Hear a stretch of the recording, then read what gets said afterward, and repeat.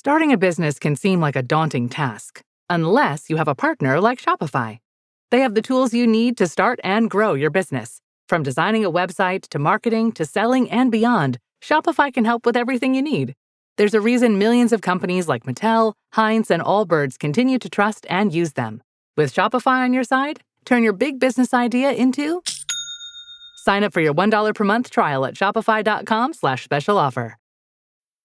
You know that one friend who somehow knows everything about money? Yeah, now imagine they live in your phone.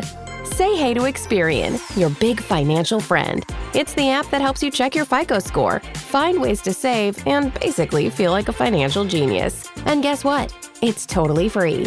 So go on, download the Experian app. Trust me, having a BFF like this is a total game changer. This episode is brought to you by Progressive Insurance. Fiscally responsible, financial geniuses, monetary magicians. These are things people say about drivers who switch their car insurance to Progressive and save hundreds. Visit Progressive.com to see if you could save. Progressive Casualty Insurance Company and Affiliates. Potential savings will vary, not available in all states or situations.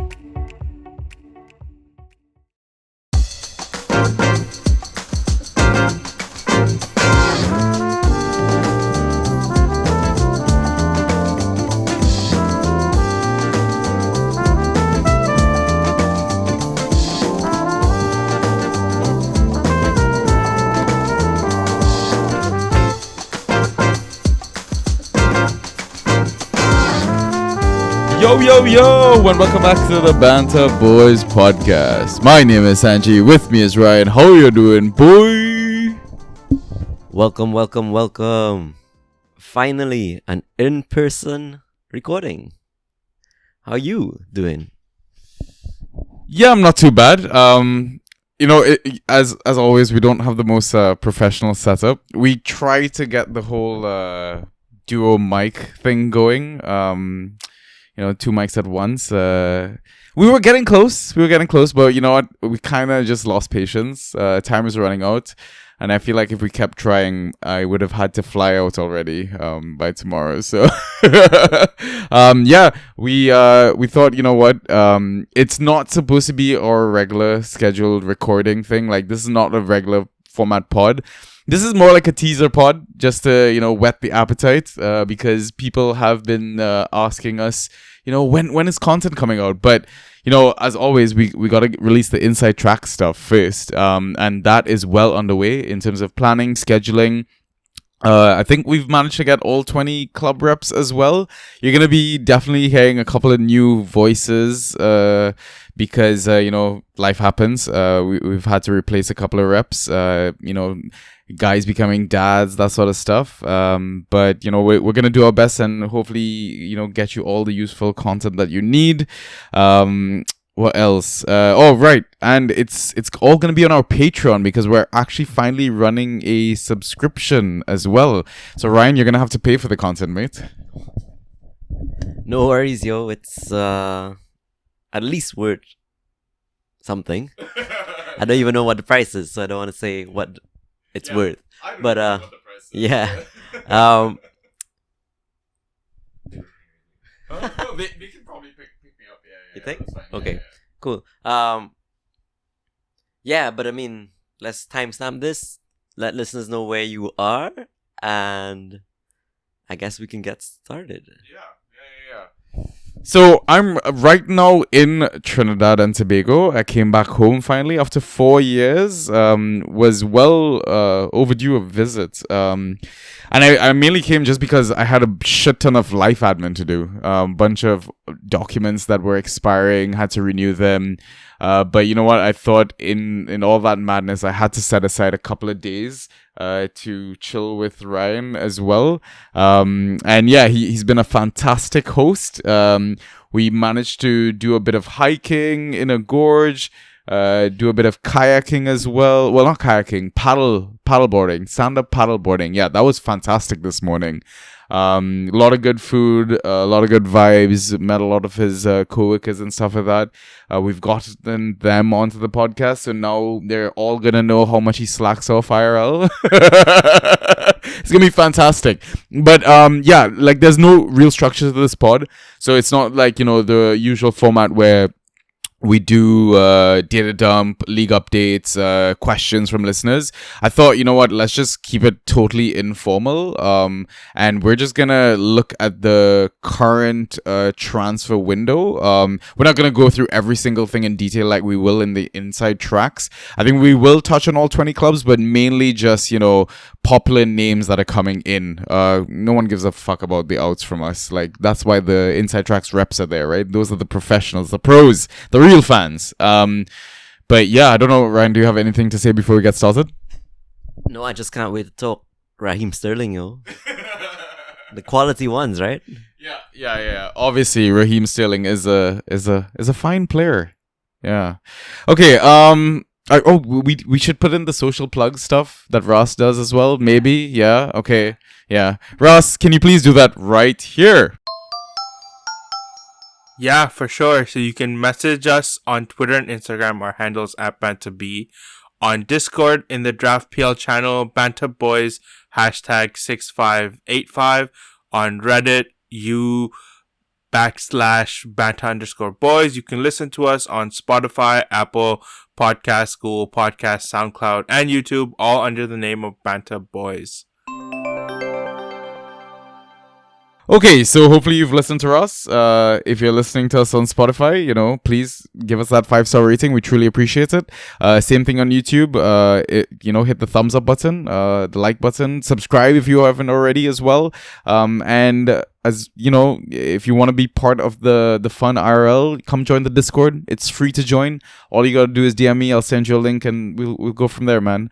You can come hang out with all the Inside Tracks reps, fellow fans, listeners, and just fan tracks enthusiasts in general, right? But yeah, okay, I've rambled on long enough. I think let's get started.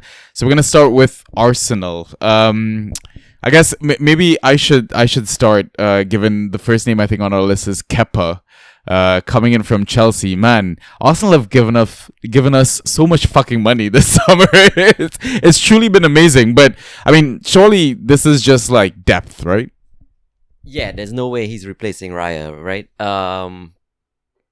But I guess who was the backup after Raya? Wasn't it the old Bournemouth dude? Wasn't Neto or something like that? Wasn't it? Probably was. Yeah. I think so. So Kepa's an upgrade there for sure. Yeah. Who else did they get? They got Norgard. Yeah. Big sign-in, I'd say. Yeah. I mean, we don't need to talk about the weirdness going on with Partey, but good replacement, I would say. Yeah, I mean, I don't want to really spend too much time on Thomas Partey. Everyone knows what's going on that side of the footballing drama. But yeah, less said the better. Norgard, I think, is a fantastic addition, not only as a player, but as like a leader. And I think every season almost, I feel like Arsenal always needs that sort of leader character, you know, when shit goes bad. Because, I mean, I think, again, they will be title favorites. They still, you know, have amazing players. I think last season they were just hampered by lots of injuries and stuff like that. But when shit gets tough, I think they need someone to kind of rally around. And, Norgard loves a goal himself. He really does. I'm wondering, though, does his value and, like, points per game go up at Arsenal or go down? Because he was kind of pivotal to Brentford, and I guess it's going to be more of a possession game now being at Arsenal, I guess, against the lesser teams. So maybe he doesn't get as many tackles and those kinds of things. I don't know. What are your thoughts?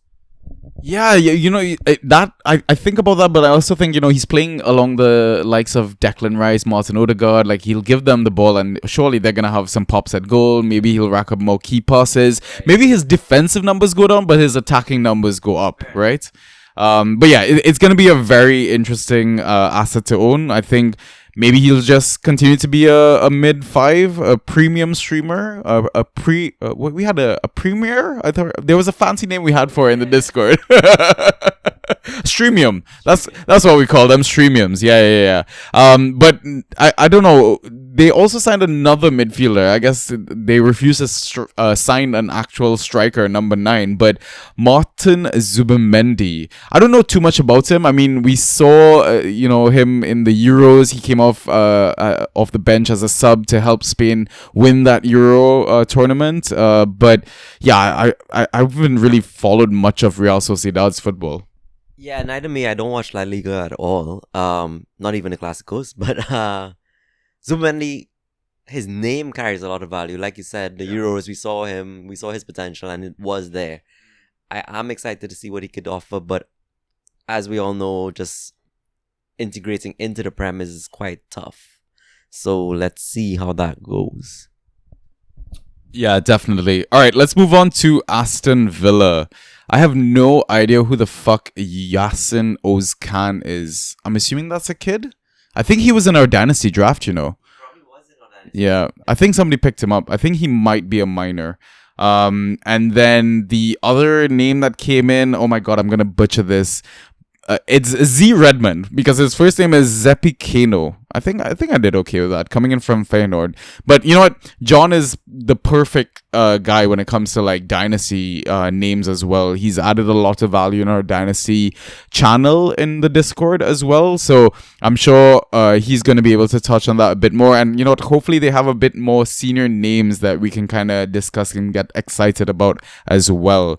So let's move on to AFC Bournemouth. I know we said we were going to talk about, only ins, but I had to talk about a big exit for them. Dean Huijsen.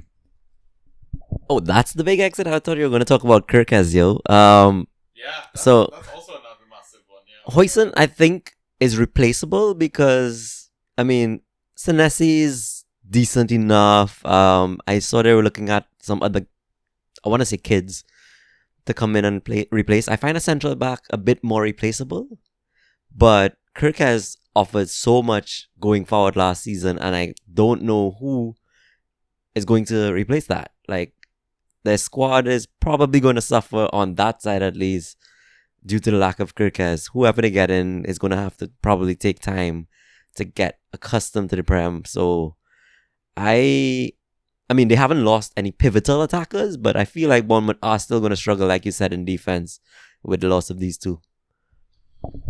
Yeah, Kirkas himself took he had a couple of seasons at Bournemouth. His first season wasn't glorious by any means, right? He needed time to settle himself. So, you know what? Maybe Iraola is just going to find the next perfect fit for that Bournemouth setup. And, he's kind of proven himself to be a really good manager as well. So I don't think Cherries fans should be too worried. Eli Jr. Krupi was a transfer in from Lorient. I don't know too much about him. Again, listen, guys, we're still on fucking vacation. We're still on preseason chilling mode. We're probably only going to talk about names that have jumped out to us, big names, that sort of stuff.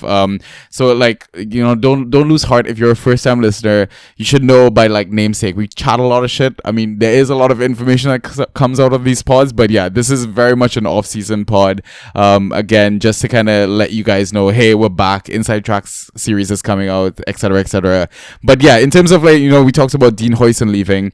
Adrian Truffert was a name that did kind of come up, and I think he might be one of the actual replacements for that centre back position, because I think there's some doubt about Zabarni possibly leaving as well. So yeah. So I don't know what to make of Truffert. I just assume he's just gonna be another standard centre back, and maybe he's that defender 4, defender 5 late in the draft. I don't know, rounds 12 to 16 that we're aiming for. Because I don't think I'd go higher on anyone that, is new to the Prem. After I got burnt with fucking Nkunku, I think you got burnt by him last season as well, right? Yeah. So, okay, let's move forward. Let's go to Brentford. First name here, Michael Coyote. Excited about that, but no Thomas Frank. Yeah, no Thomas Frank. They lost Flecken. They lost Norgard.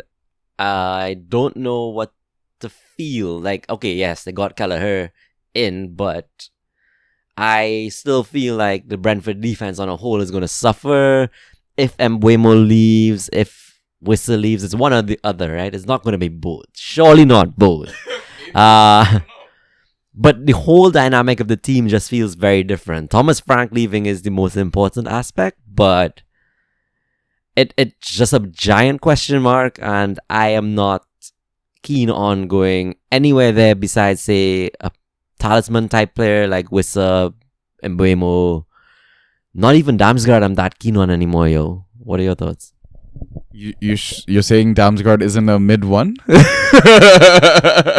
Totti's quite high on him when we did the TDS ranks pod as well. Definitely go check that out. It was a fantastic 2-hour discussion. This wouldn't be a 2-hour discussion by any means. But it's I agree. Like, I don't know what to expect. Like, new coach as well, and it's a set piece coach. I mean, that's the only reason it probably goes to Damsgaard, assuming Mbuemo leaves and Dams has monopoly over there. But yeah, it's a tricky one, man. But at the same time, it's like Brentford is such like the Moneyball club of the Prem.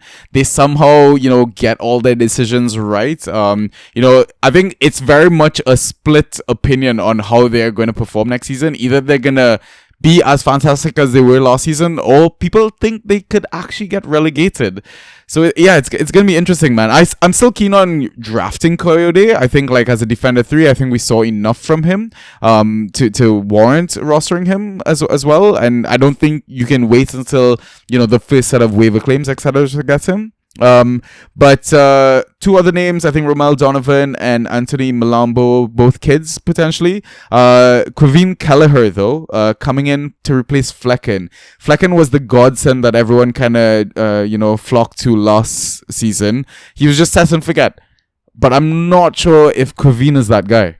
I'm keen because I think he's a decent-ish shot stopper, but I feel like it was really how the team was set up. It gave the opponents, like, they forced them to take shots from not good opportunities, and that gave Flecken a lot of saves. So, but I do think Kelleher has potential. He's higher up on my goalkeeper want list than a lot of others. How early would you draft Kelleher?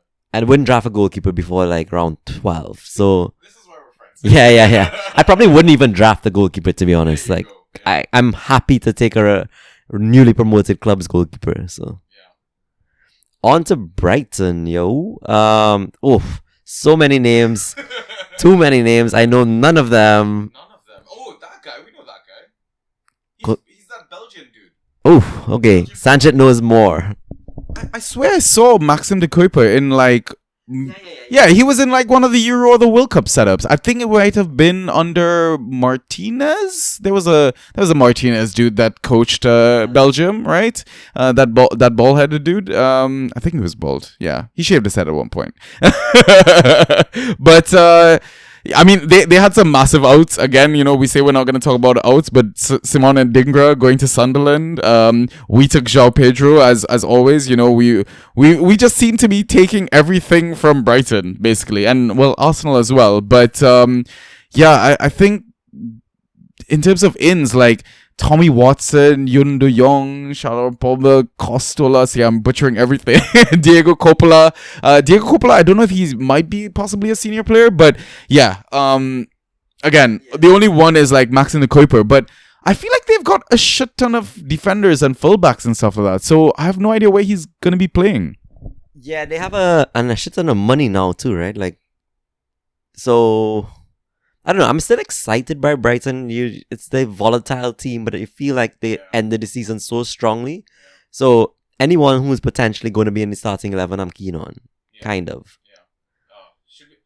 I don't know if we should talk about Burnley. Yeah, we could skip over the newly promoted clubs. One name does jump out. That's Jakob Brun Larsen. I'm joking. It's a Kyle Walker to me. He left City, joined Burnley.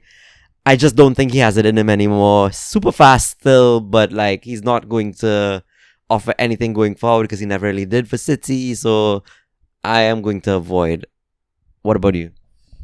Yeah, I mean, City can't defend, Burnley can't defend. Like, there's talks about apparently Brownhill's not going to be there anymore. So it's like, if Brownhill's not there, like, what's the point about Burnley? I'm not sure. This is one of those teams that I'm definitely looking forward to the Inside Track series to, like, maybe find that one hidden gem that would be, like, a forward 3 stud or a mid 5 stud, a defender 3 or 4 stud, maybe even a goalkeeper at this point, right? Because they're going to end up conceding a lot of shots, right? And maybe they sign somebody fantastic between the sticks, and yeah, that's going to be the gem signing for them. Also shout out to Axel Twanzebe, because I think he came in from Ipswich, if I'm not mistaken. He had his moments. He had an injury that kind of hampered a lot of his progress. But I think the only other name, again, if I had to go for a stretch, is Jadon Anthony, the Bournemouth dude. A lot of attacking returns from him, and a bit proven, I want to say. Yeah, he showed enough from the Prem that he can actually hold his own. So I don't mind putting him on the watch list. Yeah. On to your club, yo. Yeah, fun times. We're basically like Ash Ketchum. We're signing them all. Like, it's ridiculous. Honestly, what pisses me the fuck off though, we've still not signed a goalkeeper. We're still no sense. we're still trusting Robert Sanchez. And hey, you know what? We're in the Club World Cup final as well. Unfortunately, I'm flying during that final. I might have to pay for some Wi-Fi on that flight. But yeah, Dario Sugo, I think he's a youth player. Estavo Willian is supposed to be the next hot thing coming out of Brazil. He scored against us in the Club World Cup. Itas definitely passes it, but I'm not sure how many starts, how many minutes he's gonna actually get in this team. Who else? Mamadou Sarr, another youth player. I don't know again how much he's going to play. So 3 names I think we can probably talk about is Jamie Gittins, João Pedro, and Liam Delap. Where do you want to start? Living with schizophrenia isn't easy, especially when you're not getting relief from some of your symptoms. It can be hard when you're still dealing with symptoms, like hearing voices or seeing things that aren't there. And negative symptoms, like feeling unmotivated or avoiding social situations. If this sounds familiar, it might be time to talk to your healthcare provider and explore a different kind of schizophrenia treatment. Discover your possibilities at treatingscz.com. Every idea starts with a problem. Warby Parker's was simple. Glasses are too expensive. So they set out to change that. By designing glasses in-house and selling directly to customers, they're able to offer prescription eyewear that's expertly crafted and unexpectedly affordable. Warby Parker glasses are made from premium materials like impact-resistant polycarbonate and custom acetate, and they start at just $95, including prescription lenses. Get glasses made from the good stuff. Stop by a Warby Parker store near you. I really like what Jamie Gittins offered, at least in Champions League last season, coming off the bench a lot for Dortmund, but really smashing it every time. I don't know. He was replacing, I guess, an injured at Diami. I don't know. But I think the potential is really there.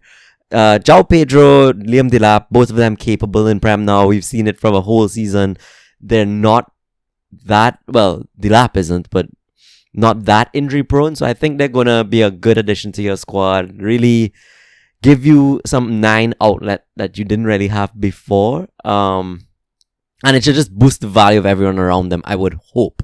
Because it's not wacko jacko, like squandering chances like crazy. Yeah, or accumulating incessant number of yellow cards. Though Liam Delap does like a foul. That's true. He does like a yellow card every now and then, but it's not going to be Nico Jackson. And I generally think we're going to be a better attacking team next season. Like, we create a lot of chances, it's just like no one's putting them away, right? So, yeah, I'm very excited to see how things are going to turn out for Chelsea next season. But yeah, still, get us a fucking goalkeeper. All right, this one is a hot topic. It's news fest because nothing has been confirmed. But they've signed a new, I think, left back. Crystal Palace is who we're talking about. Borna Sosa. Maybe Tarek Mitchell's days are numbered. I'm not sure. Again, it's one of those inside tracks that we're going to have to kind of tune into. But yeah, there's a lot of chatter about Eze leaving possibly. Daniel Munoz leaving possibly. And now I feel like so low on Mateta and Sarr now for next season's draft. Yeah, I would agree. If you're a talisman and say Eze leaves, then I'm good, yo. Yeah. It is a wait and see because nothing's confirmed though. There's that kid Esse, ESSE. He played towards the back end of last season, had that one game, absolutely smashed it with Eddie Nketiah. Would you go there? Probably not, because I mean, they'll have to do some good business after they lose those guys, and I guess I'll assess it after they bring in a new talismanic type. But they lost Ulisse, and they haven't really replaced him with anyone of competence. So I don't actually trust Palace to do good enough scouting and bring in a solid replacement. So I'm kind of just down altogether on their team and specifically the offense. All right, let's go to Everton next. A couple of new names, and I think it's definitely an exciting team to kind of look forward to next season. David Moyes getting his full season at Everton again.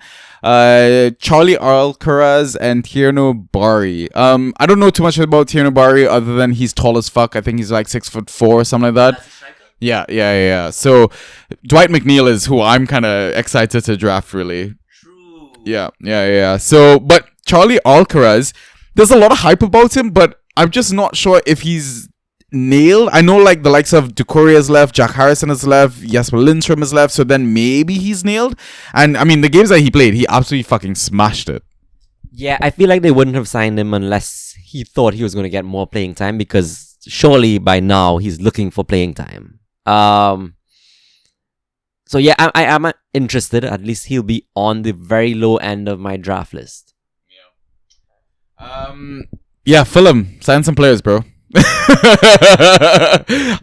From Leeds, who can we talk about? Lucas Nemecha, Sebastian Bornau, Jacobilla. Oh yeah, there's names I don't know. I think again it's one of those Inside Track series episodes that you really need to tune into.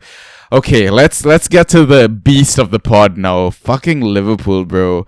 You think we're signing everyone? Bro, Liverpool, as soon as the window opened, they signed everyone. Like, money. Spend that good money, man. Where do we even start, Ryan? Florian Wirtz, I think that's how you pronounce him. Yeah. I think everyone would have seen him in the Euros and gotten a good taste of what he can do, and obviously he like smashed it for Bayer Leverkusen as well. Yeah, I don't know which round are you going for this guy? I think he's a round one pick. It's just the unknown about it that I will not go there myself, but he has serious potential. Yeah, I'm just scared that this is gonna be like Nkunku for us all over again. That's my concern. But the thing is, like, they're gonna score goals. They're gonna play attacking football. Like, I don't know. So okay. Let's say you drafted KDB round 1 last season, or you drafted Phil Foden round 1 last season. Can it actually get worse than that? Probably not. So I think I will take the gamble if I'm, say, 8, 9, 10th in my draft. Yeah. Like that spot, drafting first round. But I'm not going any sooner than that.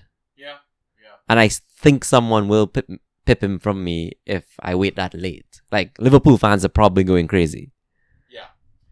Yeah, for sure. And there's so many Liverpool fans everywhere, man. If you're in our Discord as well, like, I feel like every fucking day there's always a new Liverpool fan joining us. But luckily they're all great lads. Next name from Liverpool, Jeremy Frimpong, another Bayern Leverkusen player. A very exciting attacking wingback. I don't know about his defensive numbers and abilities, but I mean, you played Champions League. You dominated Champions League fantasy last season, and I'm sure at one point you had him. I think I only picked him up on, say, Limitless or Wildcard or something, just for one game week. But I mean, his attacking output is just ridiculous. Yeah. If he gets classed as a defender, I guess, then his serious appeal there. Kirkez, we did talk about him already, but he's, I want to say, taken a serious step into an upgrade, and Poole are going to expect a lot of him. Like, they lost Trent, right? So, different side, but like, still, they need an attacking output. That's the kind of way I'm going. Like, and they're going to be looking towards him. Some of his deliveries last season were top notch. So, that's kind of why I paralleled him to Trent. I I can't really think of any serious losses. Like the likes of Kwanzaa is not a loss. Did he even play last season? It's a benefit. Yeah, exactly. Kelleher, not a big one. Trent is a big loss, but like seriously, Frimpong and Kirkes, solid buys, yo. My only concern about it is like possible rotation. Like you still got Connor Bradley, you still got Andy Robertson. I'm sure they're not gonna like just sit on the sidelines and watch it unfold in front of their eyes. They're gonna fight for their positions as well.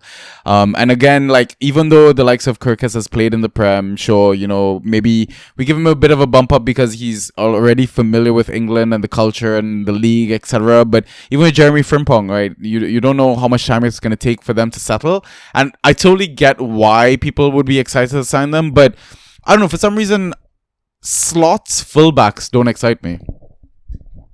Yeah, I guess that's a fair point. Like, Robbo did not have a good season. Actually, quite the opposite. But I guess fitting into the Prem, I want to draw a parallel to say, like, Jurriën Timber.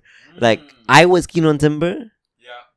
Drafted him I drafted him like 5th, 6th round, yeah. But he got injured that first game. Yeah. But as soon as he was back from injury, he fit right into the Prem. And like, I don't know if he was doing stuff on his sidelines while he was injured, and like he clearly saw how the games were going. But I feel like Frimpong is similar-ish. Like he can make it. At least that's my gut feel. I don't know. Yeah, I'm gonna be cautious for now. I still want to see a bit more, and I think the preseason friendlies have finally kicked off as well. So we're gonna get a bit of an eye test there, and see, you know, how that new dynamic, new setup, all of that stuff goes. But again, I think that is also another Inside Tracks episode you want to catch, because it's Robbie P from the Draft Society. And if you've seen any of Robbie's work, Robbie's articles, he is an absolute monster of a manager in our community leagues as well. He's won multiple titles. And yeah, you definitely want to hear his brain dump on Liverpool. All right, up next, we have Manchester City, another team that has done a bit of business. Yeah, a lot of good names to kind of look at here. You know what? I want to start with Tierney Reinders, given he's come from your team, right? Yeah, I don't. I know we chatted before. I don't quite know what to expect, but I feel like Rodri's injured again. I feel like he'll take up that role, or can take up that role, but he does have the same kind of potential attacking output to him. So I am keen, but of course we all know how to. Adjusting from Serie A or any other league to Prem is not necessarily the easiest, right? So, with a grain of salt, of course. And then the two Ryan boys. I guess. I guess. Ait Nouri, we were high on last season. Does his value go down for you, or does it stay the same place? I think Ryan's value goes up a bit. Like, I just feel like he's still just as attacking on that left side, playing with better players. So maybe he sneaks a few more attacker returns here and there. But I don't think he's going to be a nailed option rest of season sort of thing, like whole season. Like, I still think there will be fixtures where they will deploy Vardiol in that left-back spot. I know Vardiol has kind of taken over that centre-back mantle, but again, like, City was just riddled with injuries, and I think they very much just had to kind of adjust the suit. So I am a little worried about Ryan Nouri's draft day value, I want to say. I wouldn't be pushing to get him as, like, my Defender 1. Maybe Defender 2, but ideally Defender 3, and I don't think it's ever going to happen just because of how people draft in leagues sometimes. And Ryan Cherky, yeah, I don't know what to make of him, because, I mean, Pep Roulette, right? He has, I think, come across on social media saying, like, you know, he wants to bring all this attacking flair and this and that, and I just feel like Pep is just going to bench his ass all the time. Yeah, it's very possible, but I guess De Bruyne is leaving. There's clearly no trust, complete trust in Foden, I should say. But there is a fair bit of competition still. Yeah. Does Grealish leave, you think? Like, surely certain players are on the way out, because Doku, Savinho, Mamouche, Hall, they're probably going to get the majority of playing time. So the rest of them are probably going to start looking elsewhere. Yeah, definitely. I don't know if I'm gonna draft Ryan Shirky. But Grealish, now that you mention it, I think I'm gonna try and get him as like my 15th, 16th pick in drafts.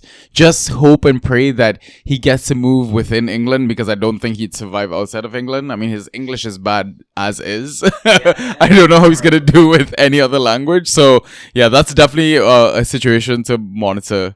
Let's hop over to the next side of Manchester. Manchester United.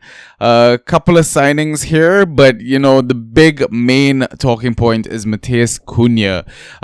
Was a draft, like massive value in drafts last season. I think he got picked maybe like 4th, 5th round latest, and then ended up actually being like a first rounder. But the thing is, he was a talisman for an okayish team, but now he's gonna. I don't know what he's gonna do. Like, is he gonna get pens from Bruno? Like, is he gonna share set pieces? Like, I don't know how to value him. Like, what do you think about this one? Yeah, he went from being like a certain first round pick if he stayed at Wolves to probably a round 3 for me. I'm not that keen, but it's mostly because I haven't seen enough from Manchester United to turn the ship around. I still think if Bruno stays, like, yeah, the connection is probably going to be good. But like you said, he's going to lose out on pens, more than likely. And I don't know, it's just United's attacking output is just not there. How do you finish 17th in the league and you haven't completely changed your philosophy, your lineups? Like, Cunha's a great signing, don't get me wrong, but like, you need to do way more. Yeah, I completely agree, man. That it's gonna be interesting, and they're talking about adding the likes of Mbeumo, and like it'll be very interesting to see how that Manchester United dynamic or that attack kind of shapes up. All right, Newcastle United. They were taking forever to sign any players. They finally got one in recently. Anthony Langa from Nottingham Forest, a right winger as well, one that they've been like craving badly, right? They've had to play people out of position. Jacob Murphy has had to step up, and boy did he step up last season. But yeah, how do you feel about Ilanga coming in? I think it's a great signing. I think I suspect him personally would not have made a move unless he was promised a bit more playing time, because he was already sharing minutes at Forest, right? I think Ilanga's explosive once given enough time, and maybe he can hone his his finish, that he could be a real player. Yeah, I think Eddie Howe has the ability to bring the best out of like young players, and you know what, the Swedish connection as well, Ilanga and Isak, so that could reap real dividends for the Magpies. All right, speaking of Nottingham Forest though, is the next team that we want to touch on. Again, not mostly outs, a lot of chats about outs and stuff like that. Morgan Gibbs White as well. There's a lot of drama about his transfer out of the club as well. The only name that I would pick out of here is Igor Jesus, but I don't really know much about him. It just seems like the players that they've signed have basically been kind of like the stars from the Club World Cup, basically the Brazilian teams. Maybe Nunes knows what he's talking about, but again, I think it's one of those things where inside tracks. I think we need our rep to kind of give us the down low on which are these assets that are coming in, maybe some hidden gems here and there. All right, next, Sunderland, the team that I personally think might potentially stay up. They've been doing a lot of business, Ryan. Yeah, I mean, if you say so, I have zero clue. I mean, Simona Dingra, amazing signing though, right? Like, we've seen him when he gets the playing time in Prem, like he delivers the Fantrax points. The rest of these guys I actually don't know much about, so I'm gonna pass it back to you. Yeah, I mean, there's a big, massive hole in their midfield with the exit of Job Bellingham, household name, of course. But they secured the services of Enzo Laffi after having him on loan, I think, in the championship. Habib Diarra is another name that I've seen, bouncing around chats as well. But again, I think we've secured a fantastic Inside Tracks rep in Tom Husband for Sunderland, and I honestly cannot wait for that conversation. I'm sure he's going to prep us for some hidden gems as well, and maybe some traps, honestly, to avoid from Sunderland. I know, like, this isn't like a new signing, but I've also heard the name Trey or Hume or Hume or something like that. I'm pretty sure I'm butchering that pronunciation, but yeah, he's like a defender with some massive attacking potential that I've been told that we should be looking out for. All right, let's now talk about Europa champions, Tottenham Hotspur. They have had a couple of hot names through the door. They made Kevin Danzo permanent, Matthias Tell permanent as well. But let's be honest, we're here to kind of talk about Mohamed Kudus. Yeah, I mean, we know his dribbling potential. We know he did not have a good season last season. So can he be what Spurs need to kind of turn it around? Because they also had a horrible season. At this point, you gotta think Son is just washed, right? Like, the team that was there is pretty old. And can Kudus just step right in and just pick up where he left off? I mean, they've got Thomas Frank now. True. I think Thomas Frank is going to be a massively positive addition. Like, he will get that place in order. He'll sort out the defense, and from there everything will just flow. So actually, I didn't even think about it, but I think Vicario is a solid shout now for goalkeeper. The low XG shots, basically. I don't know much about the other signings they've done, but I think Tell really came into his own at the tail end of the season. He started getting some returns. And, I mean, the likes of Werner, Højbjerg, not really big misses, right? So, I'm actually looking forward to if they do get through with, like, the Morgan Gibbs-White scenario, then I would say, yeah, Spurs are well on their way to, like, kind of rebuilding, at least to make a top 10 finish.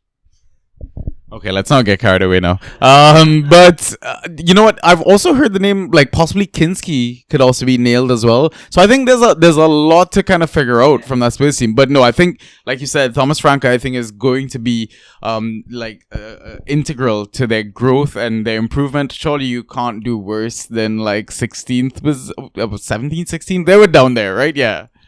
17th, yeah, they were the ones that finished 17th. Yeah, United finished 16th. So I mean, surely they finished somewhere near the top half of the table. You've got to think that.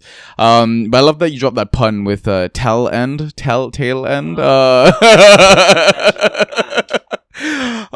So we've got a couple more teams to touch on, but I mean, we're gonna probably race through these because, I mean, West Ham, they haven't really signed anyone. They've secured Todibo's, I guess, name or whatever, as an asset.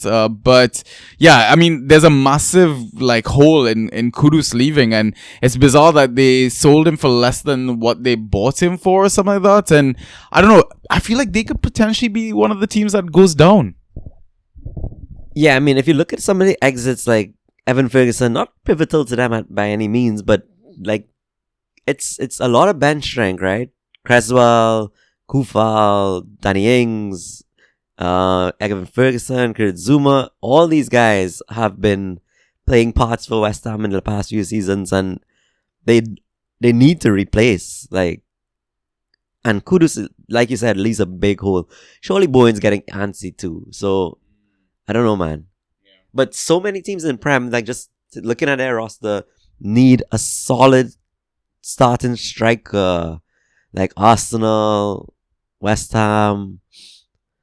Where are there, like Man United as well? Man United, yeah. Like, are there potential strikers out there? Like, I can't even think of people in the market that can. Like, João Pedro is amazing signing if you think about it now for you guys, because he has the Prem experience. He can do it, and I actually can't think of players who could just walk right into Prem right now, help out these, like, mid-table, lower-end table clubs. Yeah, and ones that like won't come at an affordable price either, right? You know, there was a lot of chat about Victor Osimhen, you know, coming to the Prem and all that, but I don't know. Maybe Vissa, yeah, could be an option for a lot of teams as well. I think he's a bit underrated, even though like obviously he performed so well last season and stuff like that. But I mean, outside of that last season performance, like I feel like no one would have really paid him any sort of attention. But I mean, if we're talking about like strikers that kind of go under the radar, I think it's the perfect time to kind of transition to like Wolves, Jurgen Strand-Larsen being a permanent signing from Celta Vigo. I thought he was fantastic last season in terms of like having a debut in the Prem. Even when Matheus Cunha was, you know, suspended, I felt like Jurgen stepped up, really filled those shoes quite well. And I'm even excited for the likes of Jan Rickner Bellegaard as well to kind of step up in Cunha's absence. But yeah, other than that, for Lopez, I think, I don't know if he's going to be like a in and out starter, but I think he's like one for the future. And Wolves always do this, right? They always sign these like wonder kids that, you know, sometimes do turn out to be fantastic, but then sometimes, you know, it's a bit of a flash in the pan sort of moment. But yeah, it'll be interesting to see how Wolves kind of cope with the upcoming Premier League season without their main man, their talisman, Matheus Cunha. But yeah, that's all we kind of had planned to talk about for this pod. I really just wanted to kind of catch up with Ryan, you know, visit, chat a bit about footy, because since we saw each other pretty much every single day, we've been like dissecting, oh, what's gonna happen here, you know, who you're gonna draft here, what are you gonna do. So yeah, it was just nice to kind of shoot the shit, you know, spitball a few ideas here and there in terms of value for these assets on draft day, etc. But listen, all of this is going to change. We're gonna get inside tracks knowledge. There's gonna be a lot more transfers coming into the Prem, out of the Prem, that sort of thing, and it's gonna change the dynamic of so many teams and how we kind of value assets for draft day. But if you want more information, more insight, come join the Discord. It's for free. Just DM one of us. We'll give you a link. And we've started running mock drafts nearly like every day. So you're more than welcome to kind of join us to get some practice, prepare for your upcoming season. Yeah, I don't know, Ryan, do you want to say anything before we sign off, buddy? Yeah, I mean, just enjoy the break. I know I am. I am not really involved in the inside tracks. That's all you. So guys, just, you know, come back fresh, come back ready. The inside tracks will help you be, you know, a bit more prepped than the other managers. But yeah, just have fun. Yeah, man. Like Ross always says, just have fun. Yeah, it was a pleasure, Ryan, to see you, catch up in person after eons as well. We had a great time. If you want to see any, you know, pictures and stuff from the trip, we've posted them all in the Discord. Great place to be. But yeah, listeners, we'll catch you in the regular season then. Until next time, peace!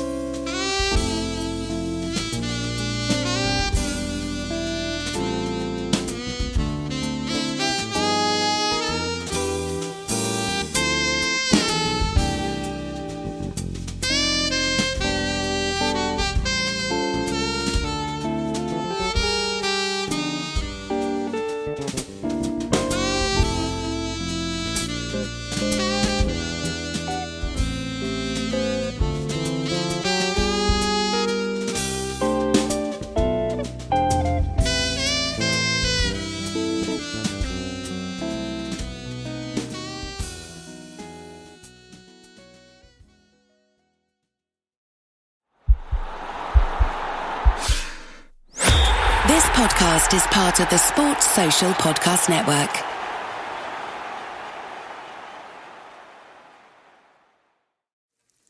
There's a time and a place for filet of fish.